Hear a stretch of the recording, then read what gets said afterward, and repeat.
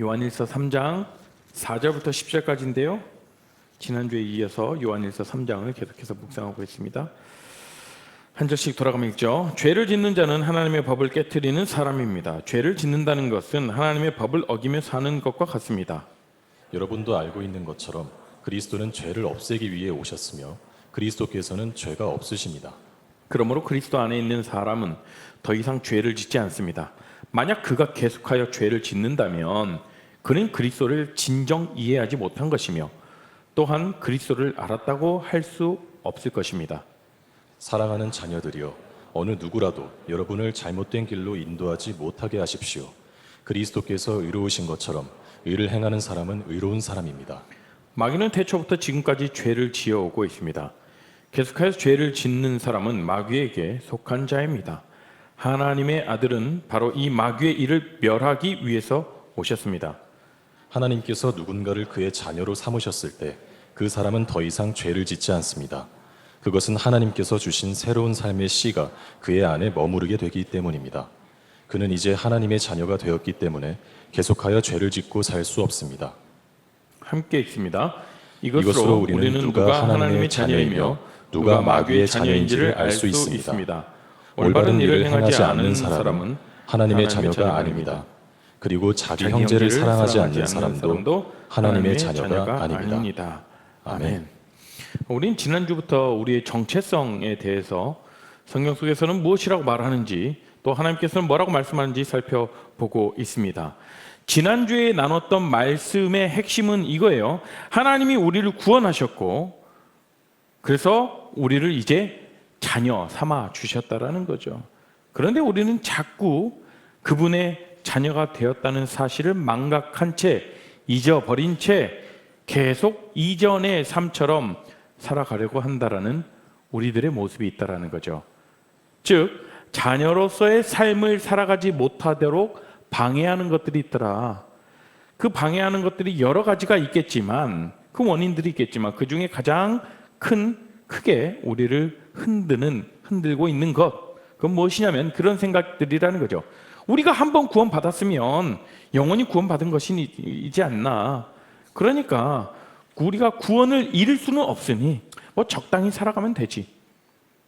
어차피 우리는 구원받았으니까 하는 그런 우리들의 마음이 있다라는 거예요.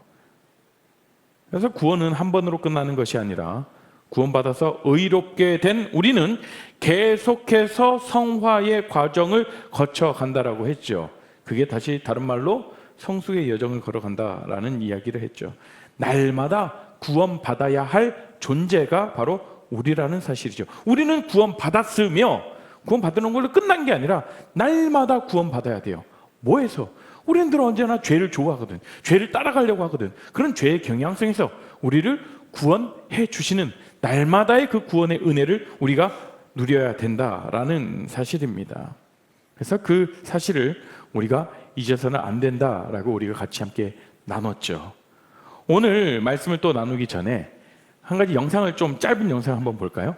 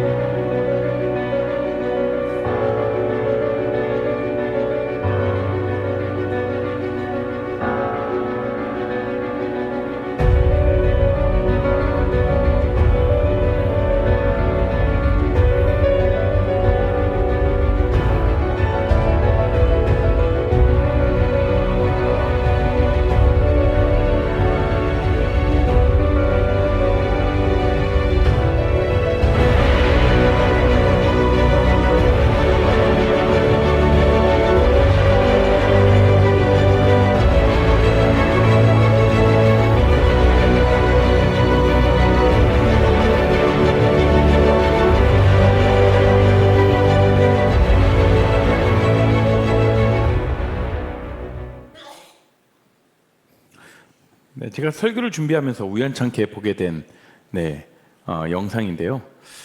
지금 우리 교회 지금 플레이 PC가 배속이 조금 당겨져 있는 것 같아요. 예, 한번 점검해 보세요. 1배속이 아닌 것 같은데 1.2배속이나 되는 것 같아요. 어쨌든 네, 설교를 준비하면서 이 영상을 우연찮게 보게 됐는데 굉장한 인사이트가 있었어요. 여러분 뭘 느끼셨나요? 오늘 설교와 지난주 설교와 우리가 하나님의 자녀라는 이 테마에서 같이 이 말씀을 보고 있는데 여러분 어떤 생각이 떠오르십니까? 참 새끼 오리가 어미 오리를 따라서 쭉 같이 이렇게 헤엄치다가 잠시 한눈판 사이에 훅 떨어져 내려가 버렸죠.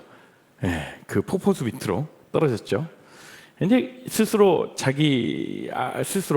아기 오리가 어머니에게 올 수 없는 그런 상황이에요. 그런데 어미 오리가 어떻게 했나요? 그 한 마리 새끼 오리를 위해서 나머지 오리들 일단 놔두고 확 뛰어 내려가잖아요. 예. 그래서 결국 다시 새끼 오리와 어미 오리가 상봉하고 나머지 새끼들도 뚜루룩 따라가요. 근데 그 안에서 저는 느꼈던 건 뭐냐면 그렇지, 정말 그곳이 낭떠러지더라도 그분이 가신다라면, 우리 주님이 가신다라면 앞길이 바로 지금 내 앞길과 내 상황과 전혀 동떨어진 길이고 내가 전혀 나에게 이익이 없는 것 같이 보이는 그런 길일지라도 주가 가신다라면, 주님께서 말씀하셨다라면 믿음의 발길을 내딛는 거죠. 그러나 우리가 주님 곁에서 한눈을 판 사이 이렇게 어미 오리에게서 떨어지는 것처럼 그런 상황이 생길 수도 있다라는 거죠. 그러면서 이 영상 보면서 그렇다, 하나님은 우리의 한 영혼을 위해서 우리가 그분의 자녀된 삶을 우리가 외면하고 망각한 채 살아갈 때 그때라도 하나님은 우리를 언제나 보호하시고 지키시고 우리를 건져내시려고 한다. 그게 우리 하나님 아버지시다라는 거죠. 그죠? 자, 여러분, 그렇습니다. 우리가 이 세상을 살아가다 보면 우리가 주의 자녀라는 사실을 잊어버리곤 합니다. 아니면 알고 있으면서도 뭐 괜찮아, 뭐 이것쯤이야, 이런 죄쯤이야, 저질러 봤다니 뭐 별일이 없던데 라고 할 수도 있겠죠. 어쨌든 우리가 주님의 자녀라는 사실을 잊어버리고, 그런 신앙의 건망증이라고 제가 지난주에 이야기를 했습니다. 이 신앙의 건망증으로부터 우리를 보호해주는 울타리가 바로 구원에 이르는 믿음, 다시 말해 진정한 참된 믿음을 가지고 있어야 된다. 진정한 믿음은 언제나 우리를 버틸 수 있도록 해준다라는 것이지요. 그래서 오늘은 우리가 자녀로 사는 삶 두 번째 시간으로 이 세상 가운데에서 살아가면서 하나님의 자녀로 살아가지 못하도록 하는 그 장애물들이 도대체 무엇인가 또 한번 보자는 거예요. 그것에 흔들리지 않도록 우리의 정체성을 더 명확하게 하는 그런 시간들이 됐으면 좋겠어요. 사도 요한은 이 요한 서신을 쓰면서 우리에게 두 가지의 삶의 모습을 계속해서 대비해 보여주고 있어요. 첫 번째는 지혜 있는 자의 삶과 지혜 없는 자의 삶, 빛에 거하는 삶과 그리고 어둠 속에 거하는 자의 삶, 그리고 우리가 요한일서 3장에서는 하나님의 자녀된 삶과 마귀의 자녀된 삶, 이렇게 삶을 대비하고 있습니다. 그런데 여러분, 하나님의 자녀와 마귀의 자녀를 대비할 때, 대칭할 때는 좀 우리가 주의해야 할 사항이 있는데, 그것은 무엇이냐면 하나님과 마귀가 서로 대칭되는 개념은 아니에요, 여러분. 그죠? 하나님께 순종하지 않은 그 영들이 마귀로 타락했을 뿐이지. 그렇죠? 하나님이 사탄 마귀와 싸우지 않는다라는 거예요. 뭐 사탄 마귀가 내가 하나님과 싸우, 그런 하나님이 아니십니다. 우리 자신이 마귀에게 마음을 흔들려서 빼앗겼을 뿐이지, 우리 내면에서 하나님을 따를 것인가 마귀를 따를 것인가, 우리 안에 늘 영적 갈등이 있을 뿐이지 하나님께 그게 문제되는 게 아닙니다. 하나님이 뭐 그런 사단과 싸우는 그런 존재, 그런 거 아니라는 거죠. 자, 오늘 말씀은 우리가 도대체 하나님을 따른다는 것, 하나님의 자녀된 이 놀라운 신분의 특권을 놓칠 때 우리는 어떻게 소속이 바뀌어 버리는지를 오늘 본문을 통해서 알려주고 있습니다. 우리가 하나님을 거부하고 하나님을 떠나고 하나님이 없다 할 때 우리에게는 어떤 삶의 모습들로 순식간에 바뀌게 되느냐는 것이죠. 우리가 살아갈 때 극단에 치우치지 않는 삶, 균형 있는 삶 굉장히 중요합니다. 이거 필요한 거죠. 삶의 중요한 모습이죠. 그런데 여러분 있잖아요. 영적인 면에서는 어떠한 중간지대, 적절히 살아가는 것, 그게 없어요. 우리는 왜냐하면 하나님께 속해 있거나 하나님의 자녀로 살아가거나 아니면 하나님을 떠나서 하나님이 주시는 모든 혜택을 우리 스스로 거부하는 그런 타락의 삶을 들어가거나 하는 그 둘 중에 하나가 있을 뿐이지 그 중간에 어떤 영적인 삶의 중간지대는 없다라는 것이에요. 여러분 선택하세요. 하나님의 자녀가 될 것인가? 아니면 내가 하나님의 뜻을 외면하고 마귀의 자녀가 될 것인가? 사단의 자녀가 될 것인가? 사단의 노예가 될 것인가? 여러분 선택하시라고요. 누굴 선택하시겠어요? 다 하나님의 자녀를 선택하겠습니다 라고 하죠. 누군가의 모두 다 우리의 마음은 그래요. 하나님의 자녀로서의 삶을 살아가고 싶어 합니다. 그런데 왜 그렇게 우리 하나님의 삶을 살아가지 못하게 하는 그런 장애물들이 무엇인가? 보자라는 거예요. 사실 신앙이란 하나님께 속해 있기 때문에 그야말로 하나님께서 주신, 하나님 안에서 주시는 모든 은혜로 인해서 우리 삶의 모든 균형을 잡아가는 삶을 말합니다. 그래서 하나님을 위한 삶이 치우쳐져 있다라고 세상이 이렇게 얘기할 수 있어. 야, 너 너무한 거 아니야? 야, 그 적당히 예배 드리고 적당히 신앙생활 하지. 야, 너 너무한다. 너무 너 치우쳐져 있어. 라고 이렇게 이야기할 수도 있죠. 그렇게 이야기하는 까닭은 뭐죠? 그들이 세상 가운데 치우쳐져 있기 때문에 우리가 하나님께로, 하나님의 자녀로서의 사는 삶을 온전히 너 너무 신앙이 치우쳐져 있어. 라고 그렇게 볼 수 있는 것이죠. 저는 여러분이 하나님 안에 있기 때문에 여러분들의, 저와 여러분의 삶의 모든 영역에서 이런 절묘한 그런 균형을 잘 잡았으면 좋겠어요. 특히 이 사실은 헷갈리지 않았으면 좋겠어요. 나는 하나님의 자녀다라는 사실. 하나님의 자녀면 하나님의 자녀지, 내가 마음에 어떤 은혜 충만할 때는 하나님의 자녀다운 그런 삶을 막 살아가고, 특히 우리 뭐 수련회나 뭐 아울리치나 비전트리 갔다 오면 막 순간 막 뜨거워져요. 얼마 갑니까 여러분? 그렇죠. 그래서 우리는 계속해서 우리가 하나님의 자녀의 삶을 살아가겠다라고 우리가 결단하고 붙잡고 우리의 노력이 필요한 거죠. 우리가 하나님을 떠나게 되면 균형을 잃어버리게 되죠. 우리의 갈 길을 찾지 못한 채 헤매는 삶을 살 수밖에 없습니다. 영상에서 봤던 그 아기 오리처럼요. 그리고 어딘가를 극단을 향해서 막 치닫기 시작하죠. 왜 중독에 빠지고, 왜 절제를 하지 못하고, 왜 더 탐욕스러워집니까 사람이? 균형이 무너졌기 때문에 그런 거예요. 기준을 놓쳤기 때문에 그렇습니다. 여러분 카메라 삼각대 보시면 오늘 예배당에는 뒤에는 치운 것 같은데, 카메라 삼각대를 보면 그 카메라를 수평을 잡는데 그냥 우리 사람의 눈대중으로 수평 잡기 굉장히 어려워요. 그죠?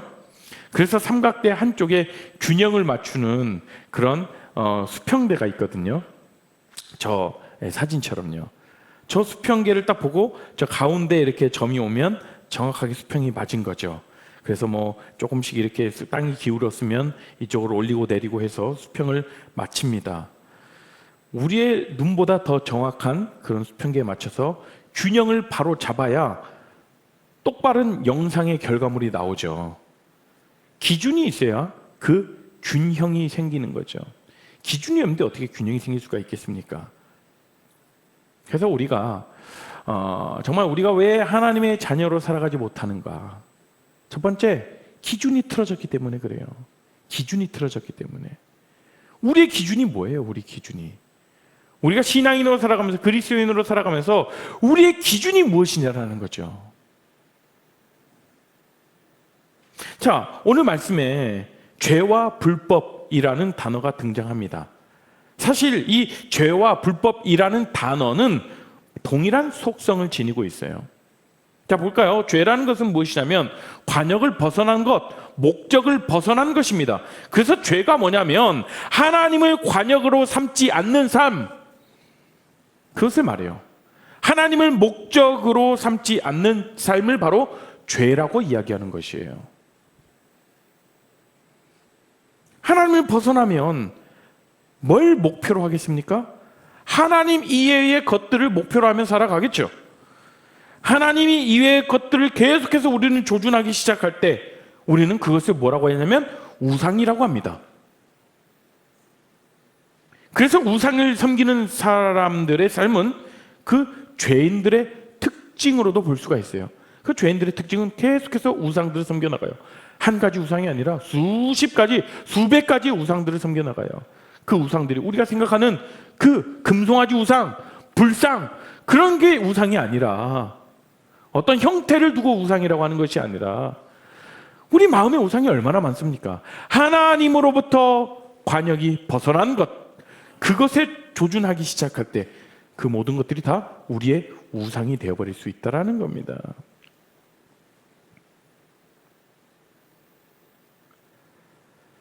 자, 그게 하나님이 눈에 안 보이기 시작할 때, 자꾸 우리는 초점을 다른 것으로 맞출 때, 그래서 하나님 대신에 무엇이 내 눈 안에 가득한 삶이냐면 내 삶이, 내 삶의 성공이, 내 삶의 유익이, 어떤 사람이면 사람과의 관계, 어떤 성공이면 성공, 재물이면 재물, 여러 가지 영역들이 될 수가 있겠죠. 그것으로 계속해서 여러분들의 초점이 맞춰질 때 그것들이 여러분들의 눈 안에 가득해진 그 삶이 바로 우리가 하나님께서 벗어난 삶이라는 것이죠. 그것이 때로는 우리의 고집을 세게 만들어요. 우리의 자존심을 강하게 만들어요. 우리의 자기 주장이 강한 삶을 만들게 됩니다. 그게 다 죄인들의 특징이거든요. 왜냐하면 자기가 목표니까, 자기가 기준이니까. 하나님 위의 것들을 조준하기 시작한 것들을 우리는 우상이라고 부른다고 했죠. 자, 그리고 오늘 우리가 성경에 나오는 불법이라는 건 뭐예요? 그 법을 벗어난 거죠. 기준을 벗어난 것입니다. 자, 기준 없는 자들을 뭐라고 합니까? 기준 없는 자들, 법이 필요 없는 자들, 무법자들이라고 하잖아요. 무법자들. 그러니까 불법을 저지르는 자들 보세요. 법이 있으나 마나 자기들은 상관없어요. 네. 법이 있더라도 필요 없이 자기들 마음대로 살아가잖아요. 이것을 보았을 때 죄인들과 이 불법과 죄와 불법이라는 것은 본질이 동일한 속성을 가지고 있다는 거예요. 이 단어가 둘 다 무엇을 벗어난 것입니까? 기준을 벗어난 것이죠. 우리에게 기준이 무엇이라고 했죠? 하나님의 말씀. 아주 정말 귀에 딱지가 질 정도로 많이 들었잖아요. 하나님의 말씀이 우리 삶의 기준이라는 거예요. 그런데 자꾸 내 생각이 앞서고 내 경험이 앞서고 또 세상의 지식들, 세상의 어떤 노하우들, 이런 걸 기준으로 내 삶과 나의 모습을 맞추려고 하니까 자꾸 삐뚤어진 결과물이 나올 수밖에 없는 거잖아요. 삐뚤어진 삼각대의 사진을 찍었을 때 결과물이 삐뚤어진 것처럼.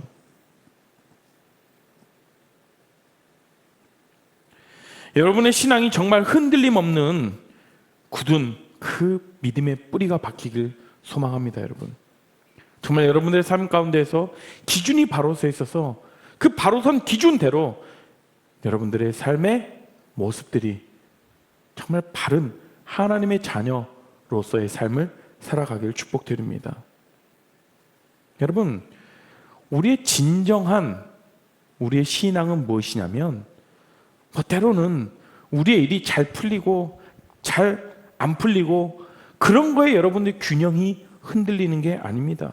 그 균형이 무너지는 게 아닙니다. 뭐 취업에 뭐 합격되고 불합격되고 그런 일에 여러분들의 균형이 무너지는 게 아니라는 거예요. 진정한 우리의 신앙은 우리의 뭐 연애가 잘 되고 안 되고 우리의 뭐 학업이 잘 풀리고 안 풀리고 우리의 앞날이 우리의 진로가 잘 열리고 안 열리고 이런 것에 여러분들의 신앙의 균형이 흔들리는 게 아니라는 거예요. 참된 믿음은 지난주에 뭐라고 했죠? 어느 때에더라도 승리한다라고 했어요. 어느 때에더라도 우리가 버텨낼 수 있도록 한다라고 했어요. 무엇이요? 참된 믿음이. 참된 신앙은 그런 것입니다. 하나님께 온전히 초점을 맞춰서 하나님께 온전히 하나님의 말씀으로 기준을 삼아서 우리의 삶을 비춰나가는 것이죠.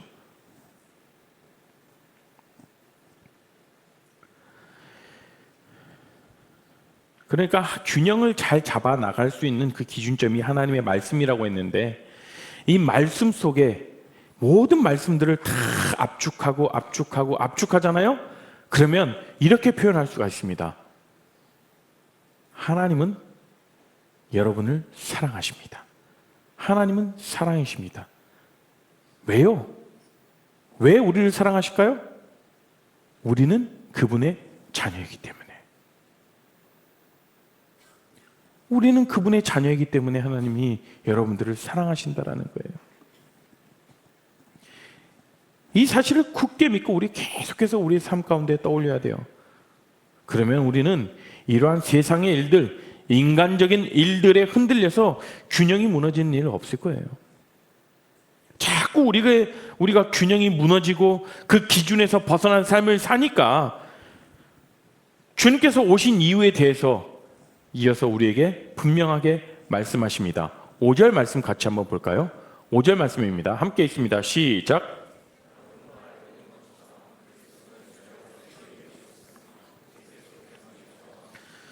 그리스도는 뭘 없애기 위해 오셨다고요? 죄를 없애기 위해 오셨고, 그런데 그분은요, 죄가 없으시다라는 거예요. 자, 예수님께서는 하나님과 하나 된 신분이셨죠. 하나님과 하나 된 신분이에요. 나와 아버지는 하나다라는 그 주님의 말씀의 그 말의 본질은 나는 하나님이 내 안에 전부인 그런 삶이다. 하나님만이 기준이라는 것이죠. 나는 하나님만을 향해 있다라는 말이에요. 그래서 그분은 죄가 있을 수 없죠. 하나님에게서 벗어난 게 죄인데 그분은 온전히 하나님께 집중되어 있고 하나님과 하나 된 자 아닙니까? 그래서 6절이요. 이어서 읽습니다. 6절부터 8절까지요. 시작. 그러므로 그리스도 안에 있는 사람은 더 이상 죄를 짓지 않습니다.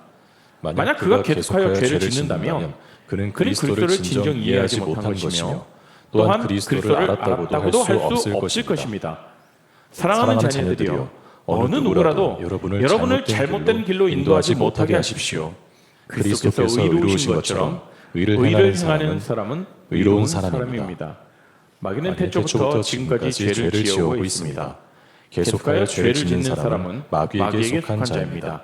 하나님의 아들은 바로 이 마귀의 일을 멸하기 위해서 오셨습니다. 자, 예수님께서 이 땅에 오신 이유가 뭐라고요? 마귀의 일을 멸하러 오셨다라는 거예요. 마귀는 어떤 존재예요? 사단이란 어떤 존재입니까? 하나님의 기준을 포기한 그 천사장이었던 루시퍼가 그랬죠. 하나님을 찬양하다가 누굴 찬양합니까? 자기를 찬양해요. 하나님을 찬양해야 되는데 자기를 찬양하기 시작하죠. 그러다 점점 타락한 천사가 되어서 사단이 된 것 아닙니까? 하나님을 벗어난 그 마귀의 속성이 우리 가운데 들어오게 되면 우리는 끊임없이 나를 찬양하기 시작하게 되겠죠. 내 중심적인 삶이 되겠죠. 나만을 위한 삶이 되겠죠. 나 자신에게 집중하게 되겠죠. 주님께서 이 문제를 해결하러 오셨다는 거예요.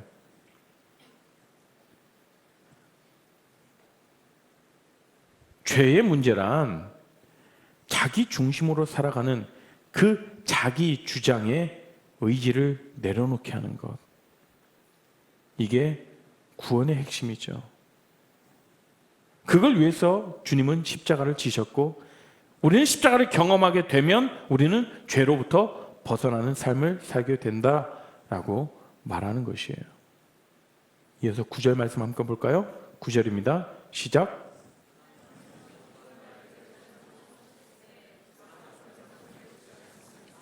그것은 하나님께서 주신 새로운 삶의 씨가 그의 안에 머무르게 되기 때문입니다.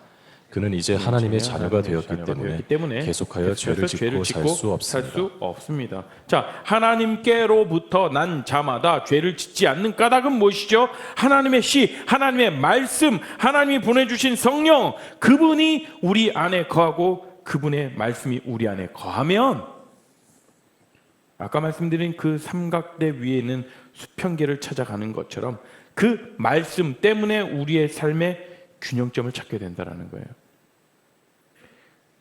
그래서 말씀이 없는 신앙은 위태롭다라는 것이죠. 그리고 말씀을 우리가 붙들지 않으면 한순간에 우리는 실족하는 그런 모습을 보게 되는 것입니다. 저는 이 하나님의 씨가 오늘 저와 여러분에게 더 깊이 뿌리 내리게 되기를 바랍니다. 우리는 모두 하나님의 자녀로서 그분의 씨가 우리 안에 뿌려졌어요. 성령으로서. 그 사실 믿으십니까? 그분 안에 새 생명을 얻었죠. 그리고 그분의 모습을 닮아가고 있는 삶을 우리는 살 수 있는 것이에요. 그래서 하나님의 말씀이 우리 안에 거하면 그 말씀이 우리에게 균형점이 되는 것이고 그 말씀을 기준으로 생각하는 것이고 그 기준으로 살고자 하는 것이고 그리고 그 말씀을 이루어 드리는 것을 우리의 삶의 목적으로 삼게 되는 것이죠. 10절 말씀 읽어볼까요? 10절 말씀 시작. 누가 마귀의 자녀인지를 알 수 있습니다. 올바른 일을 행하지 않는 사람은 하나님의 자녀가 아닙니다. 그리고 자기 형제를 사랑하지 않는 사람도 하나님의 자녀가 아닙니다. 자, 어떻게 하나님께 속한 자와 마귀에 속한 자를 구분합니까? 하나님의 자녀들과 마귀의 자녀들은 어떻게 구분한다고 사도 요한은 우리에게 판별법을 알려주고 있습니까? 오늘 말씀에 정확하게 나오잖아요. 분명하죠. 의를 행하지 아니하는 자, 형제를 사랑하지 않은 자, 그 자는 하나님께 속하지 않았다라고 분명하게 말씀합니다. 불법을 행하든지 형제를 미워하는 자는 하나님께 속하지 않았다라고 말하는 거죠. 왜냐하면 하나님께서 의로움이고 하나님이 곧 사랑이시기 때문에 하나님으로부터 벗어나면 의를 행할 수 없습니다. 뿐만 아니라 사랑할 수도 없는 것이죠. 하나님을 벗어난 의, 자기 의뿐입니다. 하나님을 벗어난 사랑, 어긋난 사랑일 뿐이에요. 그래서 오늘 하나님의 자녀들과 마귀 자녀들의 구분점이냐, 의를 행하냐, 불법을 행하냐, 사랑하냐, 미워하냐, 이렇게 단순한 기준을 우리에게 제시하고 있는 것이죠. 여러분, 하나님의 자녀로서 하나님을 닮아갈 수 있도록 여러분 힘쓰십시오. 그분을 내 안에 기준 삼으려고 노력하십시오, 여러분. 세상은요, 자꾸 우리의 그 기준점을 바꾸려고 합니다.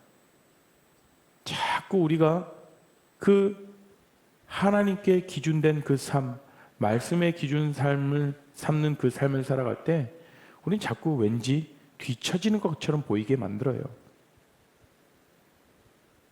그러나 여러분, 우리가 주님의 말씀의 기준에 벗어나지 않는 그 삶을 살아갈 때 우리는 진정한 사랑을 할 수 있으며 진정으로 우리가 그 믿음의 씨앗이 우리 삶에 깊이 뿌리내어서 우리 삶에 열매를 맺을 수 있는 그러한 축복을 누릴 수 있다는 거예요.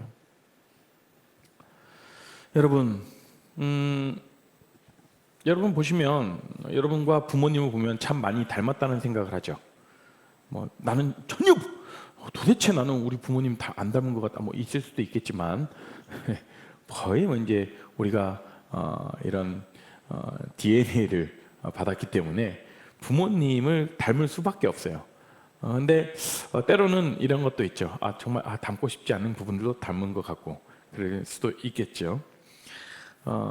제 아들은 그냥 딱 보면 얼굴에 써 있어요. 저 이정한 아들이구나. 예, 명찰 단 것 같아요.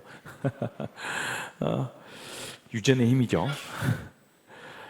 여러분 누구의 자녀입니까? 물론 우리 엄마 아빠의 자녀이기도 하지만 영적으로 이제 하나님의 자녀가 되었잖아요. 여러분 누구의 자녀입니까? 하나님의 자녀입니다. 하나님의 자녀. 여러분들 제가 지난주에 처방 내려드렸던 진리의 알약 3알, 하루에 3알씩 꼭 드셨나요? 3번 복용.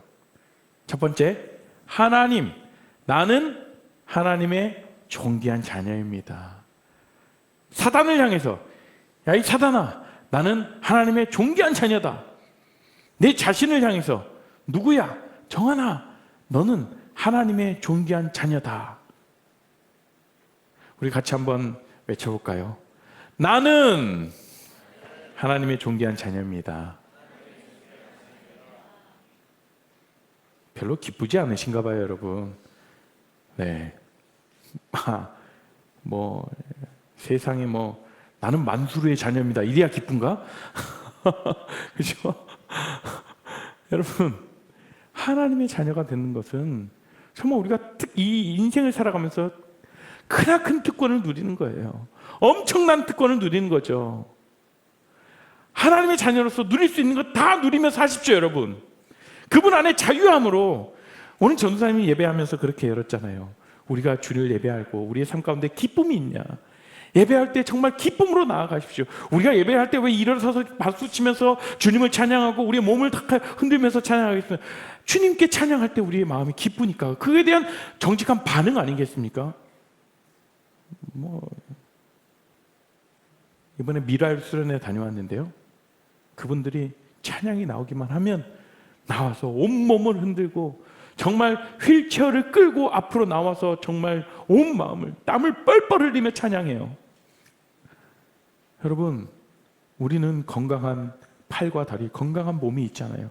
얼마든지 뛸 수 있잖아요. 얼마든지 박수 칠 수 있고. 여러분들의 예배의 모습들이 잘못되었다라는 거 아니에요. 여러분들이 정말 하나님 앞에 기쁨이 샘솟는다 반응하십시오. 왜 꼭 셀레브레이션은 수련의 마지막 날에만 해야 되는 겁니까? 매 예배가 여러분들 삶의 셀레브레이션이에요. 하나님께 축제, 하나님께 올려드리는 기쁨의 찬양. 여러분 그것을 좀 누리셨으면 좋겠어요.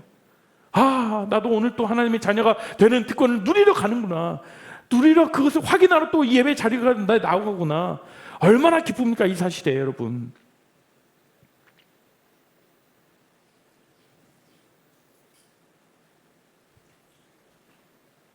여러분 우리는 하나님께서 우리를 자녀 삼아 주셨다라는 사실을 계속해서 상기시켜야 돼요. 왜요? 오늘 말씀처럼 그분의 씨가 우리 안에 뿌려졌습니다. 우리가 주님을 영접하는 그 순간이요. 그분의 자녀가 됐다는 것이죠. 하나님을 닮아갈 길을 열어주셨어요. 우리가 부모님을 자연스럽게 닮아가는 것처럼. 그러면 이제 그 씨가 잘 뿌리 내리고 무럭무럭 자라서 줄기가 되고 튼튼한 가지가 잎사귀를 열매 맺고 충분한 그런 풍성한 그런 열매를 맺는 그런 삶을 살아야 되지 않겠습니까? 그런데 여러분 그런 열매가 잘 자라려면 우리가 씨가 뿌려진 무엇을 잘 가꿔야겠습니까? 토양을 잘 가꿔야죠. 그렇죠? 아무리 좋은 씨앗을 뿌릴지언정 그 땅이 영양도 하나도 없고 그 땅이 정말 마른 쩍쩍 갈라지는 그런 마른 땅이어 봐요. 그 씨가 어떻게 자랄 수 있겠습니까? 그렇죠? 그 토양에 잘 자랄 수 있도록 양분도 주고 비료도 주고 때에 따라 물도 주고 빛도 주고 그렇게 토양을 잘 가꾸는 것이 우리가 주님 안에 기쁨으로 신앙생활하는 것이죠. 정리합니다. 그리스도를 나의 구원자, 나의 하나님이라고 고백하는 모든 자들에게는 그분의 자녀가 되는 특권을 우리에게 주셨습니다. 우리는 그분의 자녀로서 누릴 수 있는 모든 것을 당당하게 누릴 수 있는 정말 그분의 자녀가 됐다라는 거예요. 자녀라면 부모님을 닮아가는 것 당연하죠. 우리 또한 하나님을 닮아가길 소망하고, 내가 하나님과 닮아가고 있구나. 주님이 나에게 안에 뿌려주신 그 씨앗이 풍성하게 자라가고 있구나 라는 그것을 여러분들의 삶에서 눈으로 보시길 바라요.